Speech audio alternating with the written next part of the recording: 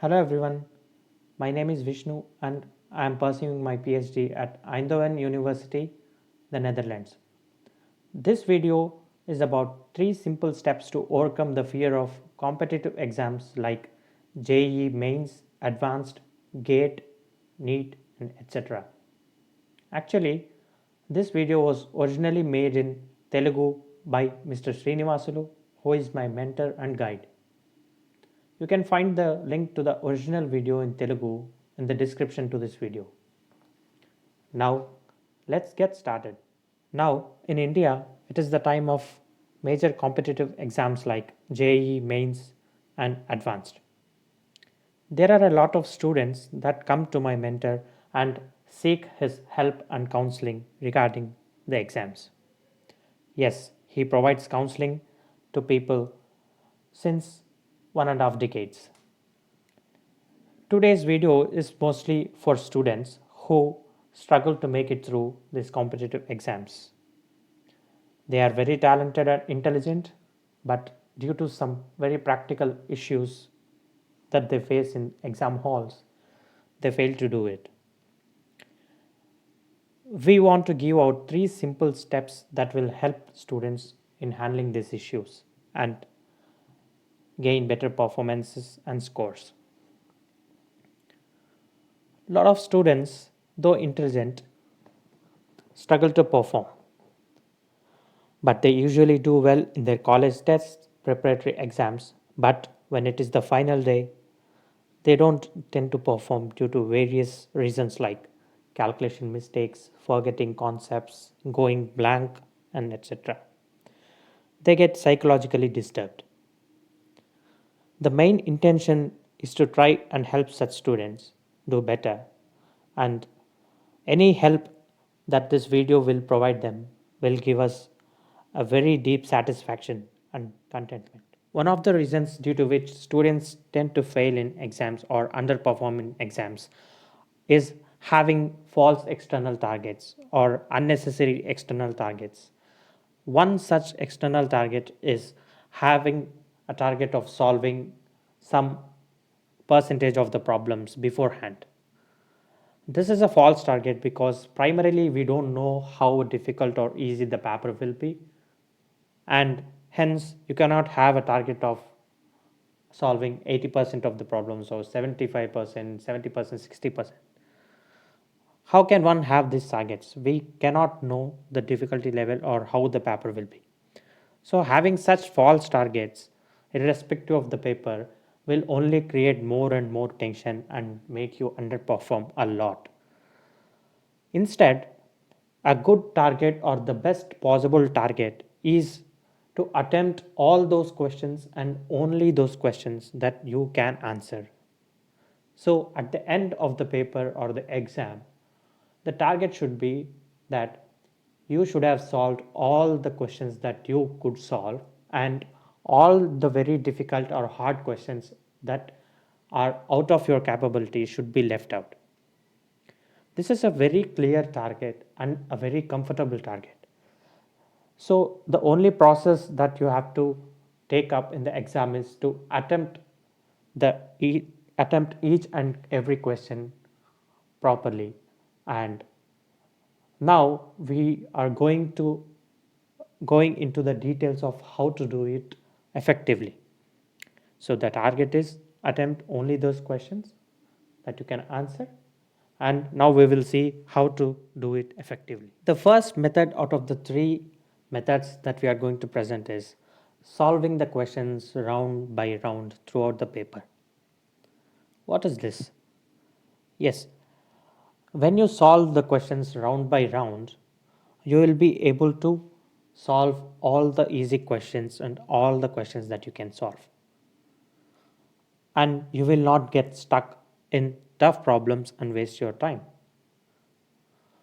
The main aim is to solve all the questions that you can solve. What is the rounds method? Let's see.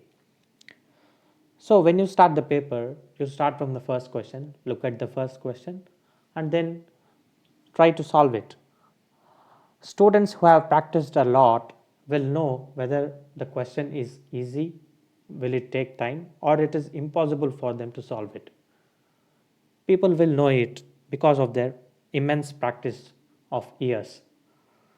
So, starting from the first question, if you can solve it under, let's say, 30 seconds or 1 minute, you go ahead and solve it and get the answer and move on to the next question. So, you solve the first question and you see that the second and third questions are lengthy, and the questions are lengthy and they are hard as well. They might not be particularly hard, but they might require more steps to solve. So the suggestion is to avoid such problems and then move on to the other easiest question. So you can solve the first question, maybe skip the second and third, and then the fourth question, and so on. So in the first round, you will go through the paper from the first question to the last question. So let's say we are talking about JEE Mains. Then you will start from the first question in round 1 and go on solving only those easiest questions that take maybe a couple of steps or 30 seconds to 1 minute of your time. So using this round by round process will be very efficient in performance and in time. So after end of the first round, you will be able to solve maybe 20 to 30 questions in the paper in the first 30 to 40 minutes. We have seen many such case studies, including myself. I use this round by round method in my GATE exam to get into MTech, and I really successfully did it. And one of the very good advantages of this round by round is that at the end of all rounds, you will be only left with the very hard questions or the impossible questions. And you will be very sure that you have solved all the questions you could. So after the first round, you go to the second round and start from the questions that you have not answered and then go through them in the same way. But in this round, you will spend more time for each question, and because they are harder, you will solve a lesser number of questions maybe. But in this, after the second round, more number of questions in total will be solved, and then you can proceed to the third round in the same way to solve the harder and harder problems. This is not completely new, but when students go to the exam, they forget this point. They have ego issues with some subjects and some problems, and they take it upon themselves to solve the problem irrespective of the time it takes. This is very emotional and it will create a problem for you. So the in competitive exams, you have to eliminate tough questions and answer easy questions. That's the whole mantra of getting success in the competitive exam. So this round by round method will let you do that. The second method in the three methods is tracking time or keeping track of time when solving each and every problem. One may ask, will it not create tension to keep track for each problem? Yes, the answer is yes, but this practice has to be done during your preparatory exams and during the exams that you take at your home, not in the exam hall directly. Please note that this technique will not work directly if you take it to the exam hall. Keeping track of each and every problem's time is very important. This will help you recognize the time taken for each problem, and this will actually help you to implement the first step of doing rounds very effectively. If you want to go by rounds, then you have to know how much time a problem will or can take. So, keeping track of time when you are preparing will help you assess the hardness or the time taken of each problem, and then you can decide whether to solve it in the next round or in the current round. Mind you, please note that students should not attempt this step directly in the exam. You have to practice this very, very well, at least maybe for 20 to 30 preparatory tests, and use it along with the rounds, and then go ahead with actually using it in the exam. You will see that you will be able to solve a lot of problems in lesser times as you practice this, and you will be very, very peaceful, because the more number of problems you solve in the lesser time, the more your confidence will be. And sometimes this confidence will actually help you solve the very hard problems, and that will give you the ultimate edge that you need. But to do that, you need to have very good confidence, and keeping track of each and every problem's time and using it in the round by round process will help you do this a lot. The final step in the 3 steps is correction and review. For example, when you are solving a problem, you have many steps to get to the answer. So for example, if you are using the formula of a plus b whole square, which goes like a square plus b square plus 2ab, we suggest you just speak the steps to yourself when writing it on the paper or on the rough book. This sounds very simple, but it can work wonders for you, because when you speak up to yourself when you're simultaneously writing it, will help you reduce many errors, and it will also help you reduce the time taken for the exam itself, because after answering each question in the exam, there will not be time in competitive exams for you to go and review each and every answer. So the point is, you have to review your answer as and when you are answering the question. So just speaking to yourself and about the steps that you are taking will help you reduce a lot of numerical errors, lot of conceptual errors also, or lot of errors that one can make in using formulas. Remember that this is a review process of the steps that you are taking, and it will help you reach the right answers and help you gain more score.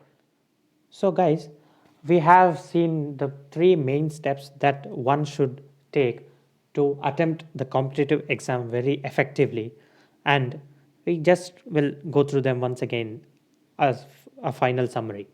The first step is to solve the questions round by round, and the main aim of this step is to solve all the questions that you can solve and leave out all the hard ones or all the impossible ones. The second step is to note down each and every question's time and then use it in tandem with the first step to do the first step effectively and save a lot of time. The first 2 steps go hand in hand. The third step is a correction and review step where whenever you are solving a problem, you just speak to yourself the steps that you're taking and verify the answer and the steps once again, then and there, so that you will be able to avoid a lot of mistakes or human errors. And we recommend that you watch this video many times over and over again daily or once in a couple of days, because this is not a video that you can just go through once and forget. To effectively use these steps, you have to understand these steps more and put it into practice.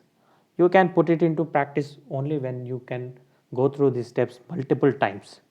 So I would recommend strongly that you go through this video multiple times so that you will be able to put these steps into practice very effectively. So that's it, guys. In this video, this is what we wish to convey. And in the next video, we will look at another problem that many students usually face.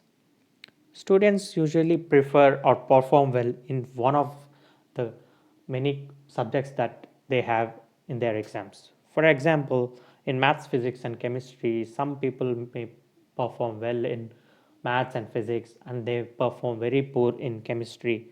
And similarly, in NEET, people may perform in biology and and not very well in geology or some other subject. There is a simple reason for this phenomenon, and we will see in the next video how to mitigate this problem. You will be surprised pleasantly that the solution is so simple that you can just acknowledge the problem and half of the problem is gone. So we will look at this problem in the next video and it will be up soon. So until then, guys, follow these 3 steps and subscribe and like this video, subscribe to our channel, share the video to everyone that you know, and thank you. Bye bye.